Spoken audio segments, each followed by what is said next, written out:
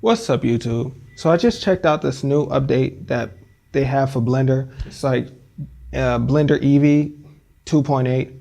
It usually goes as Blender 2.8. And for those of you who don't know, Blender is a 3D software, but it's a open source software, so anybody can use it. And I believe if you're a developer, you can actually make changes to the software and everything over there. Now, just a couple of days ago, my brother, he actually downloaded it and he uses Blender. So he really was proud of this new update and he wanted me to take a look at it. Now, of course, when I saw it, it looked really like familiar to me because they set it up to where it has an interface that's similar to that of Maya and 3ds Max. And I've used Maya for many years. So it was actually refreshing to see Blender have a new type of look to it.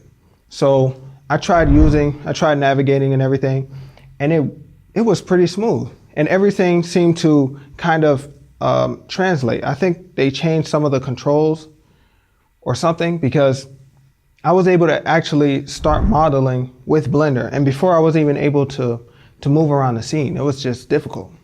I might just download this piece of software just to use it for a couple of days. And I might watch the Blender Guru just put out a video just a couple of days ago. I think it's about a week ago now.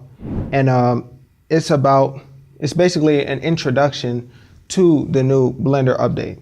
And I think they made some big changes. So that's why, someone who uses Blender would need to kind of get introduced to the new update.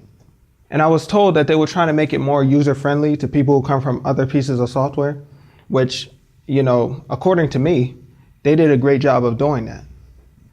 Now, it didn't look too deep into the software because I only had about an hour or two with it.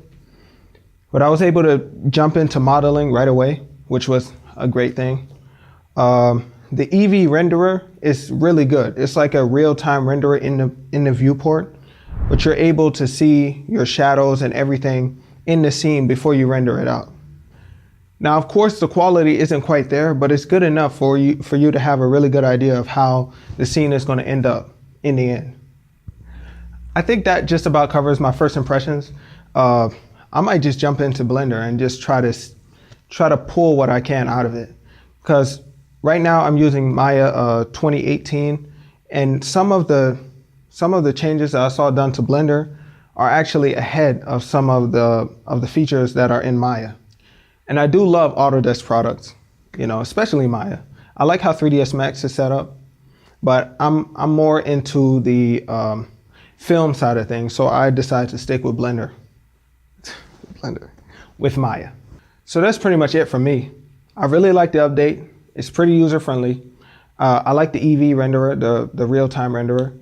And yeah, see you guys later.